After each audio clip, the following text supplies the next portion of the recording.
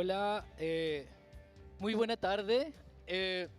Muy buena tarde a todas, a todos, a todas las personas que están aquí.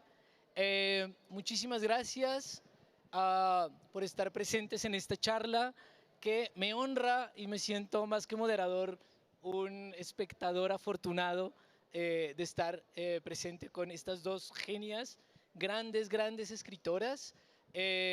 Primero tenemos a Andrea Salgado, escritora colombiana, que en estos momentos está como profesora residente en la Universidad de los Andes, autora de su último libro es El sueño del árbol, pero también ha publicado Six Feet Under, el ensayo Six Feet Under y La lesbiana y lo siguen por qué, además de una serie de artículos y de cosas con las que he estado hablando, que es fenomenal. Les recomiendo muchísimo El sueño del árbol, que es un gran libro. Y estamos con Bora Chung, una autora coreana que ha publicado que su primera obra en español la publicamos con Ediciones Vestigio, que es un libro de 7 relatos que se llama Semilla, pero que muy pronto, creemos que en noviembre o diciembre de este año, también se publicará por Alpha Decay su libro Conejo Maldito, o Curse Money, con el que fue finalista, con el que estuvo en el shortlist del Booker Prize del año pasado. Insisto, me honra, soy un espectador honrado de estar con ellas dos. Y muchísimas gracias a todas las personas que están acá. Si necesitan que hable más lento o algo, los de traducción me dicen. Y bueno, quería empezar con algo para empezar con esta charla y escucharlas ya. Esta charla se llama sobre relatos híbridos. Y me parece muy importante que por un lado las dos autoras son escritoras de lo que nosotros llamaríamos literatura de género. Pero hay algo especial en esta idea del género, que ya ayer le había comentado a Bora en algún momento, que mientras en inglés existen 2 palabras para hablar de género, que es el género literario, que es el genre, y el género sexual, que es el gender, en español hay una sola palabra para ello, que es el género. A mí, lejos de que se acote el lenguaje, me parece algo supremamente afortunado, porque yo encuentro que hay ciertos espacios de la literatura de género, es decir, ciencia ficción, terror, fantasía, en donde se han encontrado algunos escritores y escritoras para hablar justamente de ciertos problemas, preguntas, indagaciones que ocurren sobre el género en gender, ¿sí?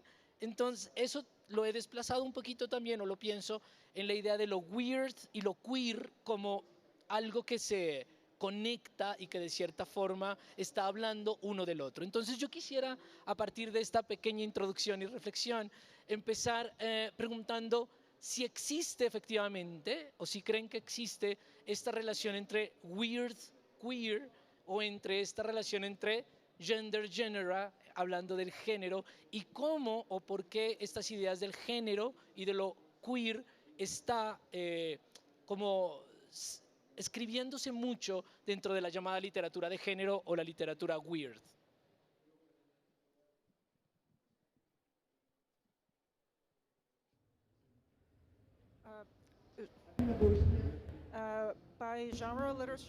La literatura de género tiene que ver mucho con el terror, las novelas de detectives, la ciencia ficción y el romance. Otros países puede que tengan sus propios géneros que son distintos de estos 4, pero en la literatura occidental yo diría que esos 4 son las principales.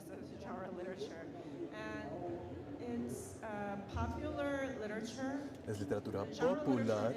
O sea, la literatura de género es una literatura popular y no toda la literatura popular es literatura de género. Entonces, por naturaleza, la literatura popular necesita algo mucho más interesante, algo que pueda capturar la atención del lector y del público. Por consiguiente, la literatura de género tiende a ser mucho más abierta a cosas más extrañas, más raras, o temas que están en esa frontera de lo real y de lo que no es real.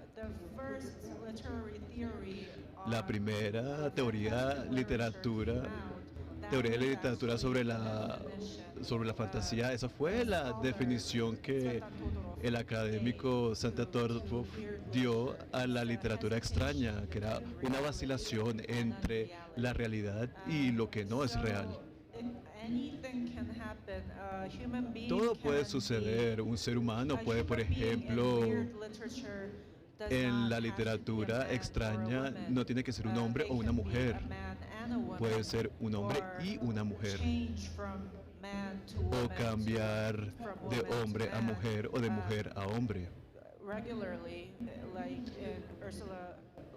Y de forma regular, como lo vemos en las novelas de Ursula Le Guin, también puede ser algo totalmente distinto. Y cuanto más distintas son las cosas, mucho más interesantes se vuelven. Por consiguiente, la categorización básica que tenemos sobre los seres humanos constantemente es cuestionada. La literatura extraña, la literatura de género existen para recordarnos que lo que vemos como natural y biológico muchas veces es un constructo de la sociedad humana, no es natural, no es biológico. Los seres humanos son un espectro y uno siempre va a estar entre algo y nunca vamos a encajar en un molde porque estamos vivos. Voy a hablar como específicamente de cómo lo imagino en relación a lo que he venido trabajando en los últimos tiempos y pues como que esas dos palabras y esa coincidencia entre las dos palabras que tú señalas pues me toca desde distintos lugares. Por un lado, esta idea de que la literatura no es algo fijo, ¿no? Que no solo hay una forma de, digamos, de hablar literariamente y además también como básicamente el placer de transitar por estas distintas formas de narrar, de hacer poesía, de reflexionar, como permitirse a través de la herramienta del lenguaje ir transitando, ¿no? Ir mutando e ir cambiando, sobre todo muy desde una idea muy política que se vuelve una idea estética y es la idea de no construir dentro de los límites de los hechos reales nada más o de esa realidad que hemos fabricado a través de una narrativa que se ha ido fijando en la mente de aquellos que escriben y de aquellos que leen y que no nos crean la posibilidad de observar otros mundos distintos y otras posibilidades, como un poco aplicar la idea de Tolkien cuando habla de la fantasía. Me gusta repetirla y es esta idea de no ver las cosas como son, ¿sí? sino como deberían ser, como un objeto ajeno a nosotros, y en esa misma medida, en ese mismo tránsito, pues la idea de ser mujer o hombre o ser femenino o masculino o estar definido, digamos, a partir de lo que la sociedad dice, pues creo que precisamente los géneros de la fantasía, de la ciencia ficción, de todo lo que cabe dentro de los géneros especulativos, pues lo que nos permiten precisamente es romper a través de la imaginación, como lo hace el cuento de hadas, a través de la imaginación, romper eso que se ha convertido en una barrera, en una imposibilidad. No. Retomando un poco sus palabras, hablamos en un momento Bora habló sobre el espectro, no es hombre o mujer, sino un espectro en la mitad. Y hay algo que a mí me parece interesante, bueno, no es filosófico, no me quiero poner filosófico, pero hay una cosa que dice Derrida en la ley del género, que de todas formas tiene que haber una pureza para hablar de cierta manera de que algo se rompe de esa pureza. Estamos hablando un poquito de géneros híbridos, entonces de cierta manera para que existan esos géneros híbridos tiene que haber una idea de unos géneros puros que se hibridizan. La pregunta es, ¿cómo ven ustedes esos géneros puros para transformarlos? Cuando se sientan a escribir, piensan de cierta manera en la pureza del cuento de hadas o del terror o de la ciencia ficción o de la narración de autoficción, etcétera, para romperla e hibridizarla, o es algo que aparece en su escritura de manera natural porque los géneros ya de cierta manera están definidos en nosotros?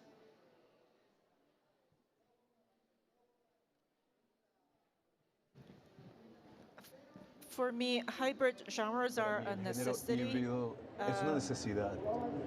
The first horror fairy tale romantic El primer trabajo de terror, de hadas de de Occidente fue del 1782-89. O sea que han pasado unos 200 años, más de 200 años desde esa primera obra romántica. Desde entonces hemos tenido el romance, el terror, y a finales del siglo XVIII ciencia ficción y las novelas detectives. Entonces, lo más joven de los géneros de ficción tiene más de 100 años, o sea, son antiguos. Y si vamos a buscar el género puro, va a ser aburrido. Es que los grandes autores que crearon estos géneros hace muchísimos años configuraron todos los clichés de los géneros, todas las normas, y ahora nosotros tenemos la oportunidad de jugar con eso, no simplemente seguirlos. Sí, estoy de acuerdo un poco con lo que dice en relación al juego, pero yo creo que en un inicio, y hablando de la escritura como algo que uno está haciendo, en un inicio hay un impulso más bien como de una persecución del presente, ¿sí? Como de ir buscando formas de decir lo que uno está persiguiendo, como esa imagen que está persiguiendo y que está tratando de capturar a través de la escritura. Y pues si uno naturalmente, yo creo que ahí viene un poco, yo creo que la relación con que los géneros son populares, ¿no? Y provienen de distintos lugares, y uno pues en realidad toda la vida se la ha pasado saltando de un género al otro, saltando del ensayo a la poesía, pero no solamente a eso, sino a la ciencia ficción, y saltando al cómic, saltando al cine, saltando como a todos estos lugares distintos, al terror, a todas estas cosas que lo alimentan, pues necesariamente como que se va formando algo, ¿no? Se va formando un sustrato en la cabeza, que es finalmente a lo que uno acude en el momento de escribir. Sin embargo, pues está también como el estudio de unas cosas muy puntuales, ¿no? Que uno va aprendiendo en el camino. Por ejemplo, a mí Lord Dunsany, en esta edición maravillosa de Perla, que es la hija del rey de los elfos, me ha enseñado muchas cosas que no sabía cómo podía manejar en relación al trabajo con distintas dimensiones y con los tiempos alterados y con unos mundos que están detenidos como en una especie de hielo y en una especie de cristal, y otros mundos que tienen movimientos. Y Angela Carter me ha enseñado mucho últimamente a cómo trabajar con un arquetipo y tratar de hacer lo que ella dice, que básicamente es utilizar el arquetipo, el que está ahí, no cambiar necesariamente como la historia en su recorrido, pero sí de alguna manera dinamitar el arquetipo. Y Úrsula pues también, y así todas aquellas que han llegado a enseñarme, y aquellos que aquellos que han llegado a enseñarme sobre el trabajo puntual, con estas herramientas de la fantasía y de los géneros y el cine, pues es lo que finalmente permiten luego pues seguir como en este juego de transformación del que está hablando Bora. Sí, justamente volviendo un poquito a esta idea de la transformación del juego, de los sujetos del género, hay algo, y de la literatura híbrida, y volviendo al espectro de hombre, mujer y lo que hay en la mitad, hay algo que me parece una feliz coincidencia de los dos libros, y es que el libro de Bora es Semilla y el libro de Andrea es El sueño del árbol. En ambos la naturaleza aparece desde el título, y el árbol es, en el caso del libro de Andrea, un árbol que sueña, y en Semilla de Bora es un árbol que también tiene una acción sobre el mundo. Podríamos decir que hay un punto en el cual la naturaleza o cómo se está insertando la naturaleza en ese devenir de posibilidades de personajes, de seres humanos, de hombres, mujeres. O sea, podríamos poner a los árboles en ese espacio en la mitad entre hombre y mujer en ese devenir. ¿Cómo ven ustedes la aparición de la naturaleza, principalmente en este caso tanto de Semilla como El sueño del árbol, de los árboles, dentro de la literatura fantástica y en particular dentro de sus obras?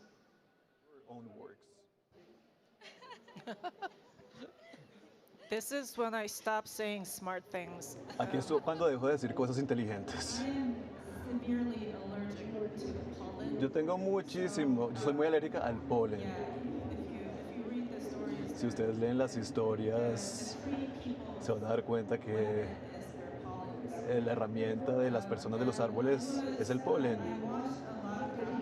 Yo vi muchos documentales sobre cómo estas dos empresas estaban dividiendo los recursos del mundo, estaban tomando los recursos hídricos, las tierras, las semillas. Eso me enfadó mucho.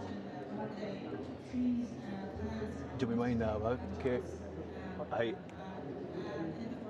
No escucho. El micrófono no llega. I know nothing about nature, sorry.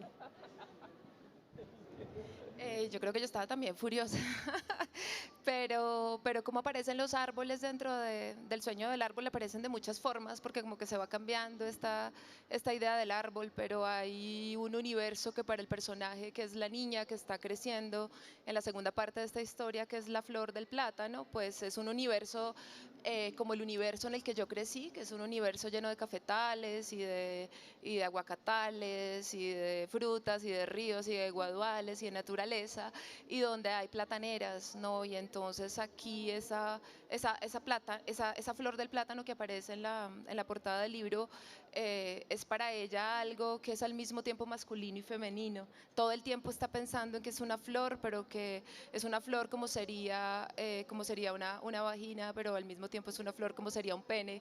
Y hay como esa recurrencia en esa imagen que ella tiene en la cabeza que la hace pensar en la naturaleza como en esa condición que no es determinante de lo femenino y de lo masculino. Y lo mismo pasa con los frutales y con los árboles, ¿no? Los árboles de los naranjos, de los mangos, de los árboles, de todos los árboles que son machos por nuestra denominación, digamos, en el lenguaje, por el artículo, nacen frutas, ¿no? Nacen las naranjas y nacen los mangos. Pero luego también está precisamente la aparición de la naturaleza en comparación o en contraste con la idea de la mujer, que me parece como algo recurrente en la literatura colombiana sobre la violencia. Entonces, por ejemplo, en nuestro gran clásico La Vorágine, nos encontramos en esa segunda parte, cuando él está entrando a ese bosque, nos encontramos con él como diciéndole a la naturaleza que no sea la naturaleza, ¿sí? como pidiéndole orden, pidiéndole que salga de ese caos y que en realidad lo deje como entrar, pero no siendo esa naturaleza que de alguna manera lo hace sentir diminuto, pero al mismo tiempo lo hace sentir aprisionado. Entonces yo creo que casi toda la reflexión que continúa a partir de eso y a partir de otros libros donde la imagen también es recurrente. Si pensamos también los ejércitos, tenemos de Belio Rosero, tenemos a este hombre en la primera escena hablándole a esta mujer que está sumida en este universo también como natural y exuberante, diciéndole que es como un grillo, ¿sí? Y también como asumiendo esa imposibilidad de ponerse en el lugar de ella y tratar de sentir como ella siente. Entonces creo que todo el ejercicio y un poco la búsqueda consiste precisamente en ese deseo de quien está narrando, de lograr que como que esta separación y esta imposibilidad cantada en voz alta por todos estos hombres en estas historias se derrumbe. Pero complementando un poco la pregunta, volviendo a la naturaleza, además del polen y además de lo que ocurre, por ejemplo, aquí, ¿cómo creen que es posible o cómo resuelven ustedes la idea de darle voz a la naturaleza? ¿Cómo resuelven la idea de que la naturaleza o los árboles, etcétera, tengan una voz que no sea necesariamente humanizarlos, sino que tengan sus propias características. Vamos, Bora, tú puedes.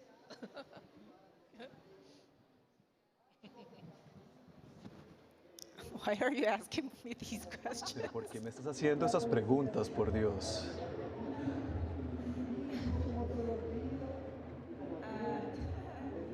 I'm not sure if I'm qualified to give No sé si estoy calificada para darle una voz a la naturaleza. I just write Yo simplemente escribo because I want to. porque quiero.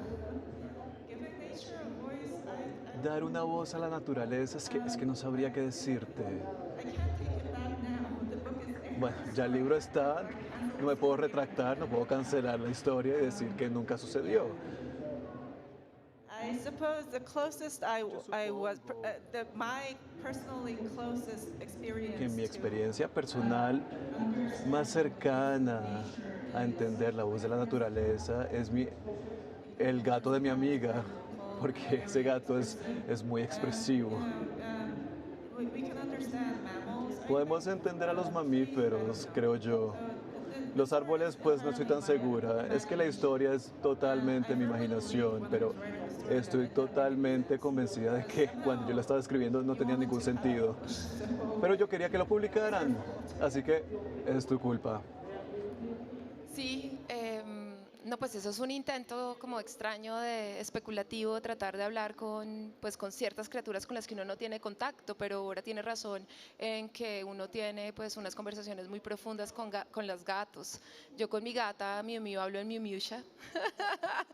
Tenemos un lenguaje y ese lenguaje comienza a activarse desde muy entrada la mañana, cuando ella quiere ver el amanecer y comienza a golpear la persiana para que le abra y pueda ver el amanecer, y continúa el resto del día en sus pequeñas demandas o en sus pequeñas protestas. Me encanta el ejercicio especulativo, tal vez, y es un intento, creo que no sé si dentro de este ejercicio tan puntualmente lo logré. Estoy en una especie de intento de eso que tú estás diciendo y leyendo ejercicios especulativos, como ensayos de ficción en que las personas que los están escribiendo están haciendo eso. Últimamente ando con el de una, pues es como bióloga, pero al mismo tiempo es artista y es escritora y es filósofa, que se llama Vincent Despret, que está publicada en Consoni y tiene un libro que se llama Autobiografía de Pulpo. Y ahí ella, ese libro es producto de un taller de donde también salió Seguir con el problema de Donna Haraway. Y en ese libro hay algo bien interesante, y es que ella empieza a imaginar, por un lado, cómo es el lenguaje de las arañas a partir de estudios científicos, cómo se comunican las arañas. Entonces se comunican a través de vibraciones, y esta es la historia de un hombre que está afectado por las vibraciones, hasta que alguien llega a decir que esas vibraciones tan intensas que se le han quedado metido en el oído como un pitido, como cuando uno se le queda un pitido metido en la oreja, son producto de la vibración de las arañas que están protestándonos porque estamos haciendo demasiado ruido en su mundo. Y así va siguiendo. Entonces habla de la vida de los pulpos, del lenguaje de los pulpos a través de la tinta, y empieza a especular. Me encantan estos ejercicios que están ocurriendo como de desplazamiento de la mirada, entonces que la historia no necesariamente esté centrada en lo humano, sino que la historia sea de eso que no vemos del todo, porque tendemos a ver el mundo como en planos medios y cortos que están centrados en lo humano, desplazando a la naturaleza. Me parece una búsqueda Buenísimo. increíble, y creo que es un momento de seguir Sí. especulando con esa búsqueda. Y me encanta esto que dijiste, porque hablando en estos días con Bora en medio de charlas, Bora me dijo algo que me dejó sorprendido, a pesar de que parece obvio, para mí fue una sorpresa. Nosotros vemos y conocemos el mundo a través del lenguaje humano y la mirada humana y el tacto humano, pero debe haber un montón de cosas que están ocurriendo alrededor. Aquí en esta sala debe estar no solamente nosotros como personas, sino que debe haber fantasmas, bichos, ácaros, bueno, pero no solo animales, sino seres espectrales que nosotros no podemos ver, pero que están aquí presentes con nosotros, pero nosotros no los vemos porque como humanos tenemos una visión y una forma de comprender el mundo particular que quizá hace que no veamos esos espectros. ¿Y por qué me encanta esto que dicen? Porque hablando de lo híbrido, de nuevo, siempre aquello que nosotros no comprendemos y que se sale de lo puro humano es el monstruo. Y el monstruo, digamos, es aquel que ha roto los límites de lo comprensible y normalmente ha aparecido como lo malo, como aquello que se debe rechazar. Es mucho más interesante, me parece a mí, verlo como lo híbrido, es decir, justamente como aquello que no conservó la pureza de lo humano, sino que se fue contaminando. ¿Cómo se aparece en sus libros esta idea de lo monstruoso desde los cuentos de hadas, por ejemplo, o también desde la literatura? ¿Qué es el monstruo para ustedes? ¿Cómo funciona el monstruo como personaje?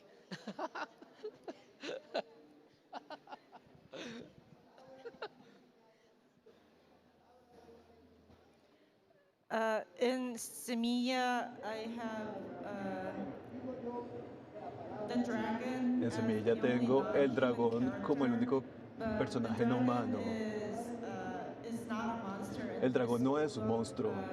And in Korean and Northeast Asian mythology, Y en la mitología dragon is very coreana y del wise. The noreste, dragon el usually dragón talks es to muy people. sabio, habla con las In our personas. mythology and in our En nuestra mitología y en los libros de historia se ve esto. dragons try to give their Los dragones tratan de transferir su sabiduría a los seres humanos. En Conejo Maldito, yo tengo una historia sobre un ave que es un monstruo gigante. En esa historia sí tenemos una ave negra que es un monstruo que requiere un sacrificio humano. Y si no recibe ese sacrificio, el pájaro va a terminar destruyendo la aldea. Entonces sí, tengo un monstruo así en esa historia. Y bueno, al final el protagonista logra vencer a la... uno espera que el humano venza al ave y salve a la aldea, pero eso no sucede. A mí me gustan los monstruos, pero no es que yo le piense mucho a ello. No vine tan preparada, me disculpo. Hay como distintas formas de monstruosidad en el sueño del árbol. Creo que la primera proviene precisamente del personaje del cuerpo, que está encerrado en ese deseo como volcánico y monstruoso que existe pese al conocimiento de que ese deseo está siendo despertado por alguien que es el mal, ¿sí? que es alguien que no está aportando nada, digamos, dentro de esta historia, alguien que no la considera su igual. Pero eso va mutando y sigue otra monstruosidad que creo que pasa de ser esa monstruosidad de la mujer deseante, enferma de deseo, a ser la monstruosidad de las mujeres transparentes, que son estos fantasmas harapientos que están en el columbario del cementerio central y que están ahí hechas harapos y mirando sus tumbas vacías de donde fueron sacadas tiempo atrás y metida en bolsas y que no saben absolutamente nada digamos, están perdidas ahí. Ahí está esa monstruosidad, pero esa monstruosidad pasa a ser una monstruosidad bella en la medida que entienden que pueden sanarse en la medida en que lloren, ¿no? En la medida en que crean una especie de canto colectivo juntas, un entrar dentro del cuerpo de la otra y de la otra y de la otra y de los otros para entender el dolor, ¿sí? de su propia existencia. Y luego, pues yo creo que está la monstruosidad misma de la naturaleza, de las flores que al mismo tiempo son masculinas y femeninas y mutan y cambian. Y luego creo que al final, no hago ningún spoiler porque el libro no llega a un punto como resolución, pero creo que al final pues está ese gran monstruo que es ese cuerpo que está tendido mirando hacia el cielo y que su cuerpo mismo es una intermitencia entre el cuerpo y entre el pensamiento y entre el pene y entre la vagina, esa intermitencia de cuerpo y esa intermitencia de pensamiento que está en el cielo dibujando una nueva constelación, viendo a ver qué le dice esa nueva constelación.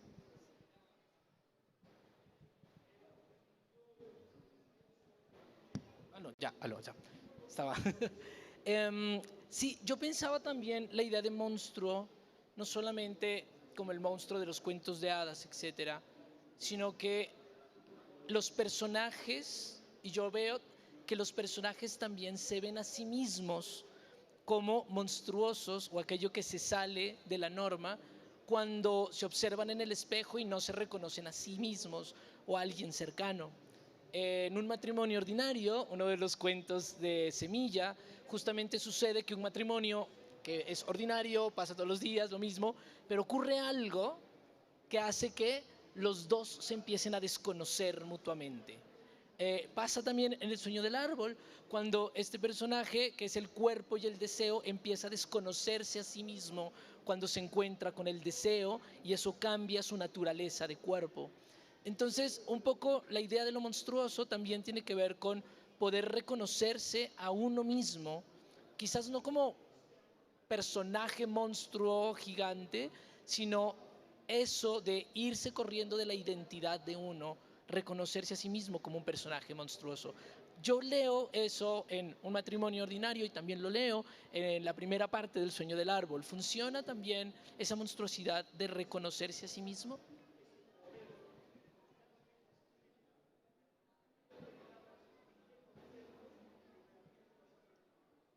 I think when you focus on just that one story, Cuando tú te the very centras ordinary solamente en marriage esa story, historia del matrimonio ordinario, the true monstrosity of the la verdadera narrator monstruosidad del is narrador thinking that the world revolves es around pensar que el that mundo one gira en person's torno en esa logic. única So the lógica, en world esa exists lógica to de esa please única him, persona, es decir, que el mundo and not está the ahí other way para around. complacerlo The world y just no del otro exists lado. and things Simplemente el happen. mundo existe y las And cosas he suceden. should have, well, I'm not going to spoil it. Y él debió, no les voy a contar la So, historia. and he doesn't realize that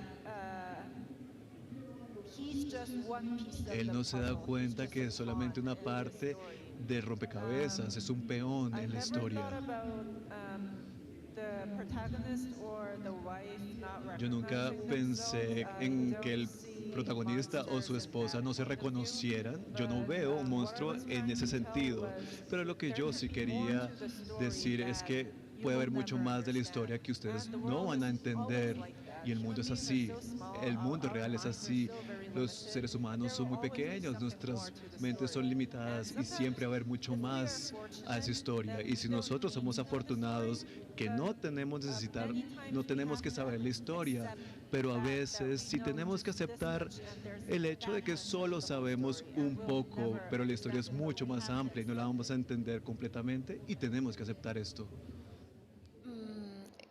Yo creo que en esa primera parte que tú dices estoy tratando de como de dar en el punto sobre tu pregunta de la monstruosidad del narrador, o sea, o del personaje, más bien en esa primera parte del cuerpo. Y yo creo que la monstruosidad está precisamente en ese entendimiento de la forma en que el deseo se está apoderando o se ha apoderado también de su cuerpo y de su mente.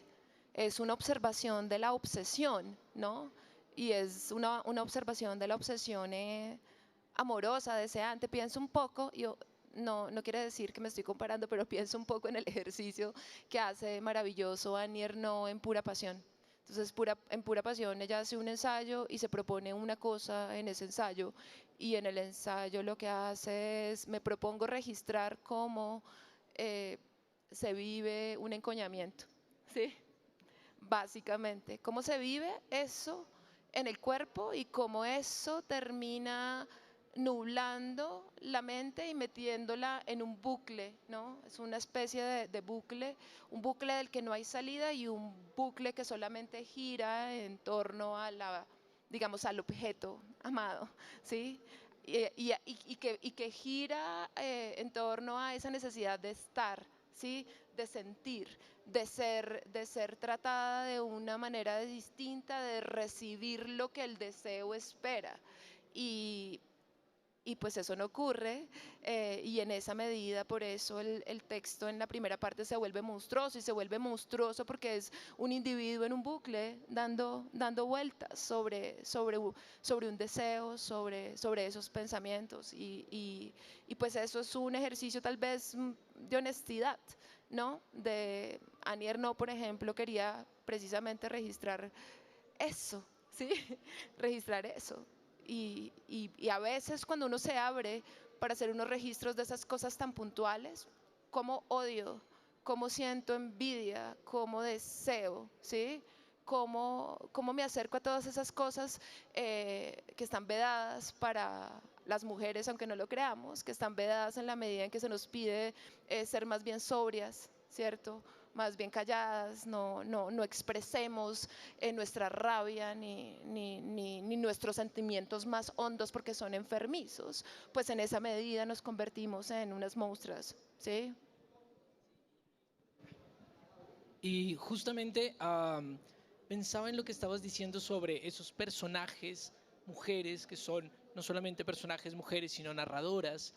Y tanto en El sueño del árbol como en Semilla, los personajes principales son mujeres, y son mujeres que sienten, piensan, imaginan, actúan sobre el mundo.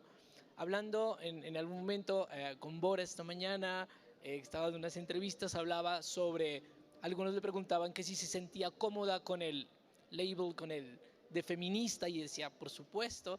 Y también hablando con Andrea, hay un asunto sobre la escritura y el feminismo ideológicamente como que está presente en los dos libros.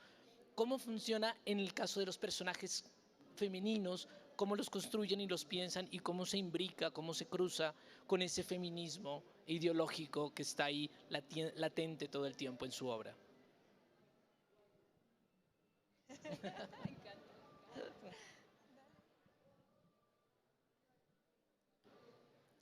I was actually thinking about monsters still while listening to your question. So in this story, there's Maria Gracia Plena, and the narrator is observing a female criminal who is dying. And this female criminal is disabled. She lost one arm, so she has a disability. So in the physical sense, she is not normal. And she is a criminal. She is a drug dealer, and the authorities cannot figure out why she became a drug dealer, because she clearly does not want money. So in that sense, she is outside of all the normal boxes. She doesn't want money. There's no clear purpose of her crime, and she is a criminal, so she is outside the legal bounds of a normal citizen's life. So in the medieval sense, I suppose, the main character is a monster, but the narrator is trying to find out the female criminal's memories and just collect data, but also figure out what happened to her para in saber her qué life. fue lo que And sucedió in that en su way, vida. this female criminal becomes En ese a sentido, human being. la delincuente se vuelve un ser humano. I think in this world, in this very unfortunately male-dominated Yo world, siento and que by en male I este mean mundo heterosexual cisgender infortunadamente men, dominado por hombres heterosexuales cisgénero, cualquier persona que no es heterosexual, que no sea cisgénero, o que esté discapacitado, o que tenga alguna diferencia con respecto a esa categoría de ser adulto, heterosexual, cisgénero, sin discapacidades, todo lo que esté fuera de esa pequeña categoría se puede volver un monstruo. Y esto incluye a las mujeres, todas. So we're born monsters, so Nacemos monstruos, we don't have entonces, anything to fear y no because tenemos we're born por qué tener monsters. miedo, porque al final We're not nacemos gonna be monstruos. cisgender heterosexual male No vamos a anyways, ser and I don't nunca wanna un be. hombre So, cisgénero heterosexual, igual in jamás lo that sería. sense, we can do whatever En we ese want, sentido podemos and hacer anything lo que that is sea. not heterosexual, Y todo lo cisgender, que no sea adult heterosexual, male, cisgénero, who hombre, tries a white, but in the country that I come from, the en el Northeast país de Asian donde yo men vengo, are los the hombres del norm. noreste So, asiático son la whoever norma. is outside this Y category cualquier and persona tries que to esté voice fuera de their esa opinions categoría y trate de expresar sus becomes too loud, opiniones very se vuelve bothersome, fastidioso. disorderly, and sometimes Se lo considera monstrous. un rebelde y And muchas very veces often un in monstruo. my society, Y a in the Korean menudo en mi society, sociedad, es decir, en la victims, sociedad children, coreana, las women, the víctimas, los disabled, niños, las mujeres, los discapacitados, la comunidad LGBT the perpetrators. se vuelven los are, perpetradores. accused of being too loud, Se les too acusa disorderly, que son demasiado ruidosos, que son muy desordenados, que siempre están tratando de alterar el orden social por expresar todo lo que han sufrido. Así que es muy fácil volverse un monstruo. Y como digo, quien no siga esa norma del hombre blanco, cisgénero, heterosexual, va a ser en algún punto de su vida un monstruo y no debe tener miedo de serlo. Sí, es temeroso, da miedo, pero quien sea obligado a ser un monstruo pasará por mucho odio, por mucha discriminación y mucha opresión. Pero nacimos así y vamos a sobrevivir. Entonces no debemos tener miedo. Esa es la única forma que podemos sobrevivir, no teniendo miedo. Porque, como digo, nunca vamos a poder ser hombres sexuales, cisgénero, heterosexuales. Nunca vamos a encajar esa pequeña caja.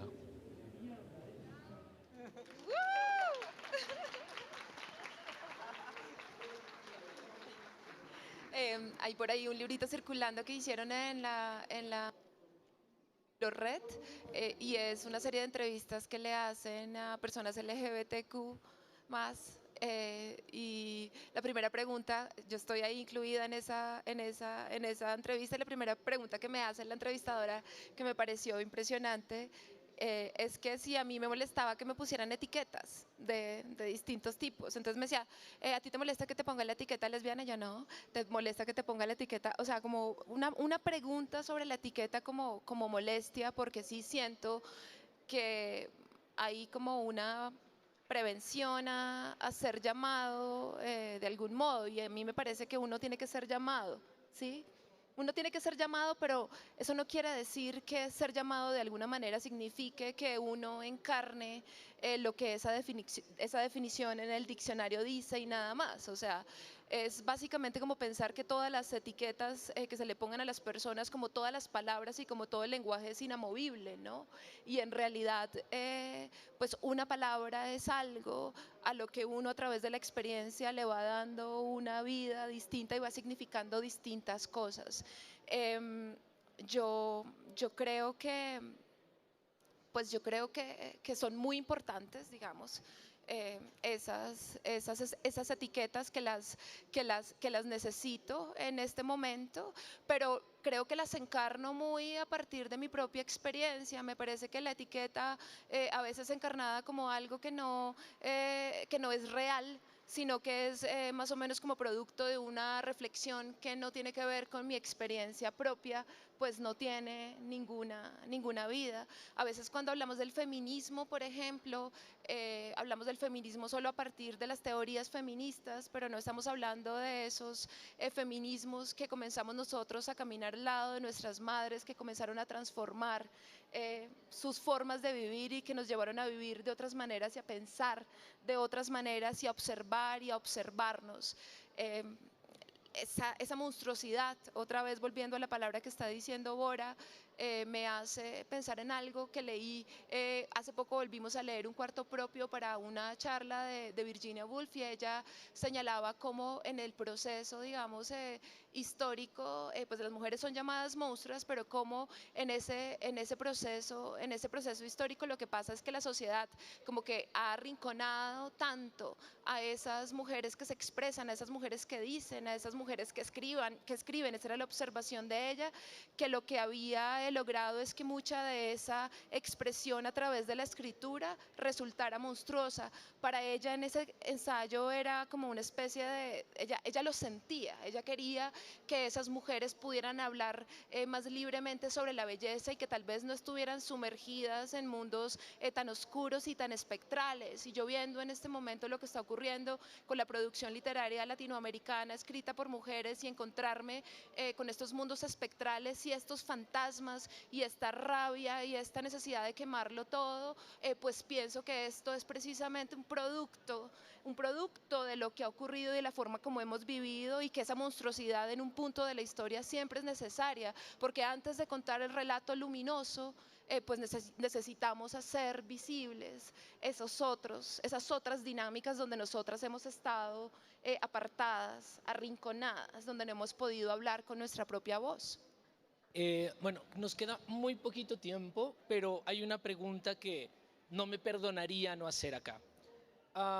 En el libro del sueño del árbol, en el último apartado, aparece lo que ocurrió con el estallido social, específicamente en Colombia, específicamente aquí en Bogotá, y se convierte en un evento que para mí es de los eventos más importantes que ha ocurrido en los últimos años en el país, que ha tenido una serie de cosas que han sucedido y que podemos ver hasta el día de hoy, en donde las protestas se convierten en un poder narrativo muy importante. ¿Sí? Las protestas están ahí en el libro y son narradas dentro de la literatura.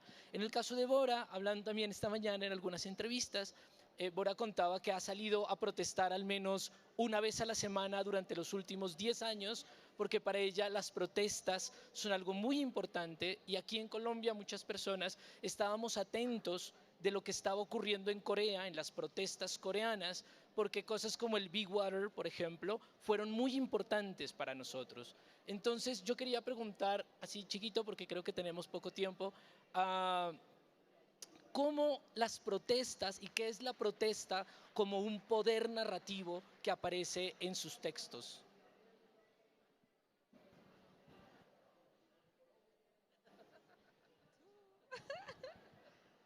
De una manera muy puntual en el libro hay un estallido social como tú estás diciendo, y hay un momento en el que se quema todo, ¿sí?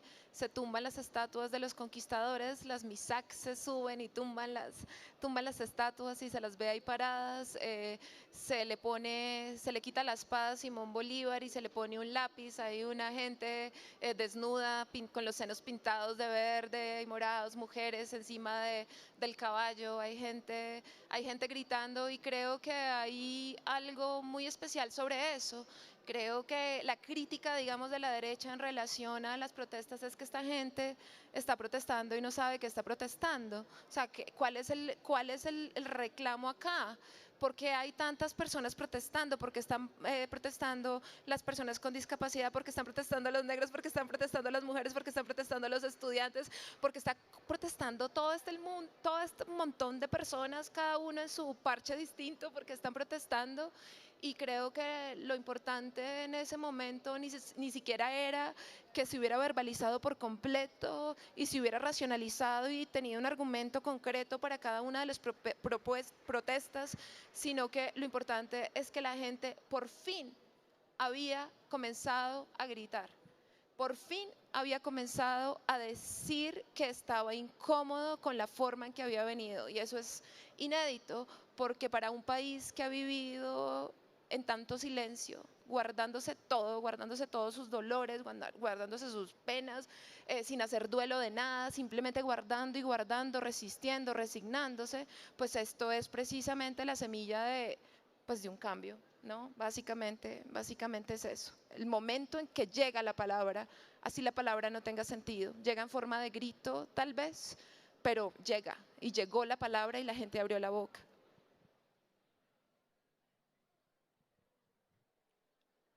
For me, going to a protest is to Para learn mí a salir a new las narrative protestas because they es have aprender una nueva slogans narrativa porque tienen sus and people lemas. who organize the protests Las usually personas have que a organizan las statement that, protestas usualmente tienen una summarizes what is declaración going que on and resume why lo que they're está protesting. sucediendo, de por qué están Recently, in protestando. March, I went to Recientemente, en this marzo, village, a yo very fui a esta small rural aldea, village in Korea, una muy pequeña en where Corea, the American missile system was donde el installed sistema in estadounidense de misiles 2015. se instaló en el And the 2015. village is only left to the elderly. La aldea So the youngest person who is solo está para protesting in los this village viejos, is así like que los 68 years jóvenes, old.